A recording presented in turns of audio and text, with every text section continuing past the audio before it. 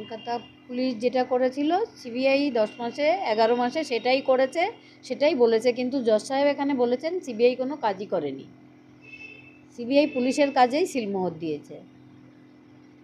তাহলে কি কি কি আশা করছেন? আর আপনাদের তো এই আশাটা ছিল না যে আপনারা সিবিআই তে বহু আশা করেছিলেন, না, সিবিআই যে চার্জশিট দেবে না এরকম তদন্ত তো কোথাও দেখিনি, এই এখন দেখছি 11 মাস হয়ে গেল কোনো চার্জশিট নেই, আর কোনো প্রমাণ নেই। এটা ওরা কি বলতে চাইছে আমরা ঠিক বুঝতে পারছি না। জজ সাহেব ওদের বলেছেন যে তোমরা ভালোভাবে করো, কোনো তদন্তই হয়নি। স্ট্যাটাস রিপোর্ট আজকে ওরকমই দিয়েছে যে আরও সিসিটিভি ফুটেজ দেখা হচ্ছে, আরও 10 জনকে জিজ্ঞাসাবাদ করা হয়েছে, এরকমই ওরা স্ট্যাটাস রিপোর্টও এরকমই দেয়, এরকমই ওদের। দুজনকে যে বাইরে থেকে আনার একটা ব্যবস্থা করা হয়েছিল, এটার বিষয়ে কি আজকে কোর্টে কোনো কথা হয়েছে?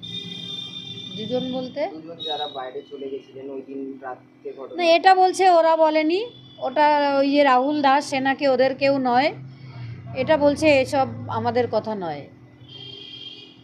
আচ্ছা, কি কি দাবি রাখবেন? আর এখন তো মানে শেষ পর্যায়ে 1 বছর হতে চললো এখনো। না, শেষ পর্যায়ে নয়, আজ তদন্ত শুরুই হয়নি। আমি বলবো পুলিশ যেখানে ছিল সিবিআইও সেখানে রয়েছে, মানে তদন্ত শুরু হয়নি 1 বছরে।